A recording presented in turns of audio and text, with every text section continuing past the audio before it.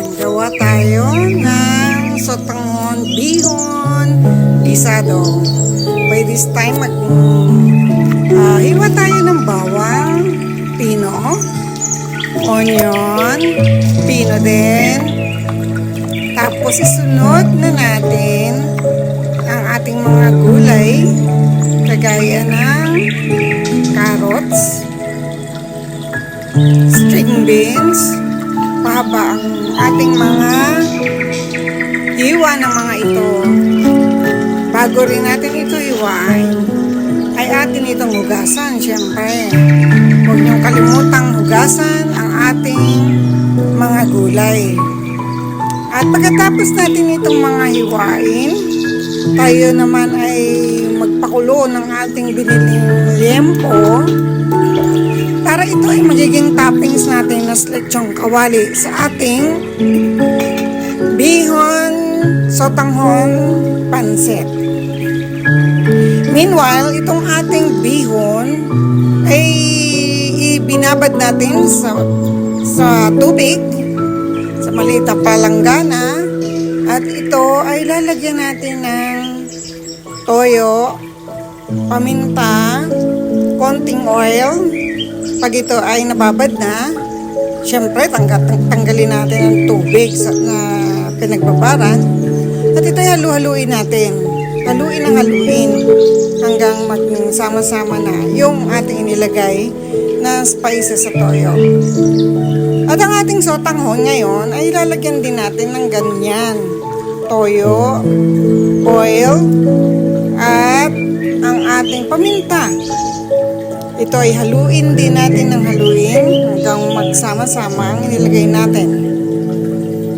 I-set aside ngayon natin ito. At ngayon, by this time, check natin yung ating pinapakuluan na baboy na liempo.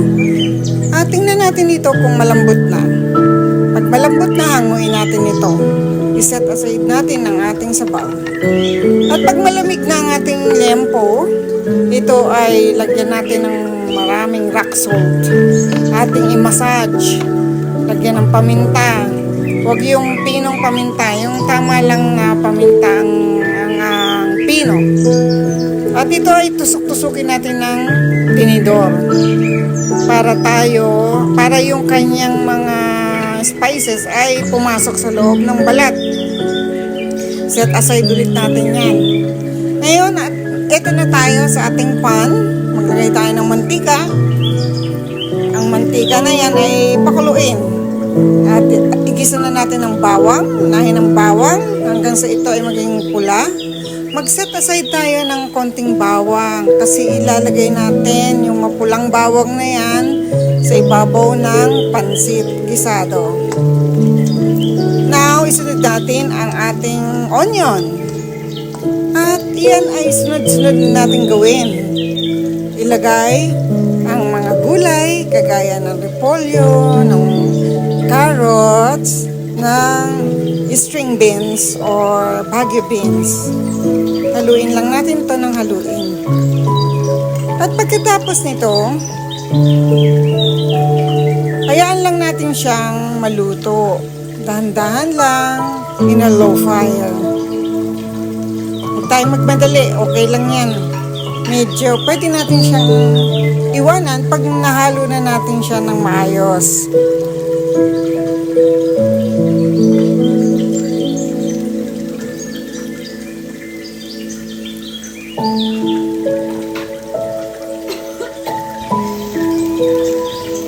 Ayan, haluin lang.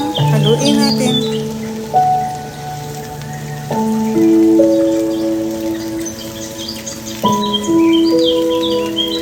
Pag medyo malambot na siya, by this time ay ilagay natin yung shredded chicken at ang giniling na baboy na ito ay ating niluto ahead of time. Hindi na natin ito na ilagay sa ating cooking instruction dahil ito ay ginawa natin ahead of time. Now, how habang ito ay inilagay natin, maglagay tayo ng sabaw na pinagpakuluan ng ating chicken, which is the chicken broth. Haluin natin ito ng haluin. At lagyan natin ito ng toyo, oyster sauce, paminta, at patis. Ang patis ay nakakapagpasarap ng ating mga niluluto. Hindi tayo naglalagay ng betchin ha. So takpan natin yan. At pagkatapos, tingnan natin ang ating pinakuluang squid ball at ang ating atay ng manok. Pag ito ay luto na, ito ay ilalagay natin sa ating pinakukuluang mga ingredients. Ayan, by that time, nilagay na natin ang atay. Haluin lang natin ang haluin. Katapos,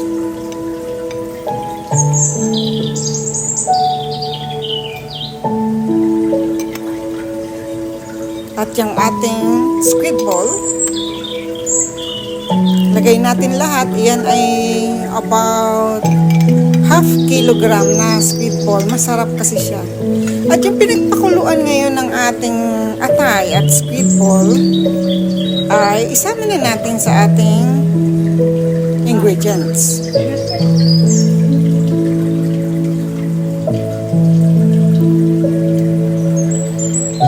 Yan, ilagay natin sa ibabaw. Delikado lang kasi na cellphone ang ginagamit natin. Dahil one time, nahulog ang cellphone ko sa loob ng pinakuluan kong kimchi soup. Yan, okay na. So, ayan, ilagay na natin yung oyster sauce, toyo, paminta, at patis.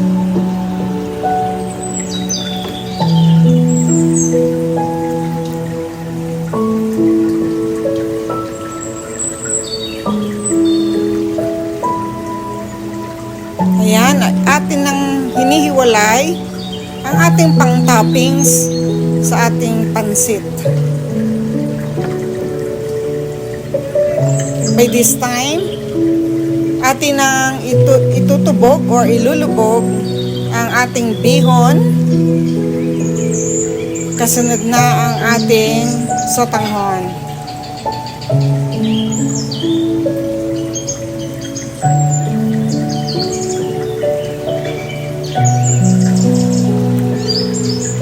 Haluin po natin ito ng haluin. Huwag na natin itong iiwanan by this time. Kailangan nandyan tayo sa harapan ng ating pan dahil baka malabog ang ating pansit.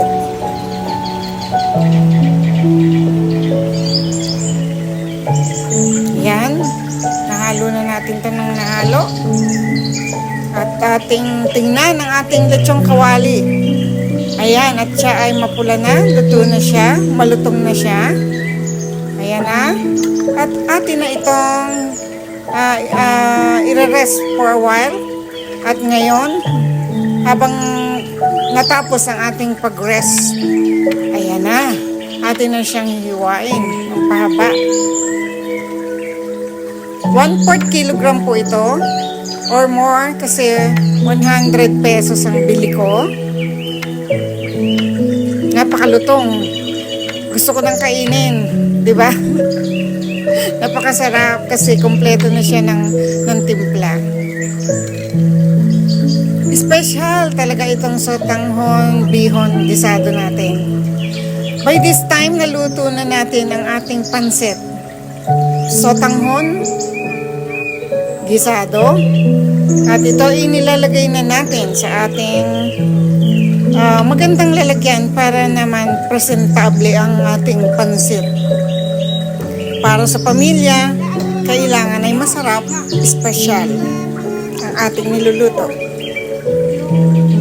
Then, ayan. Ngayon, itong isinet aside natin na rekado ay ilagay na natin sa ibabaw. Kita nyo naman, napakasarap ng tingnan. Yan pa lang, busog ka na.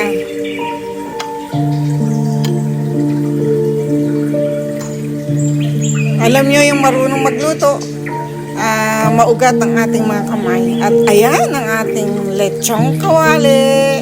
Inilagay na natin sa ibabaw. Kulang na lang dyan ay ang kalamansi. Yun na, nagkahain na sa ating table.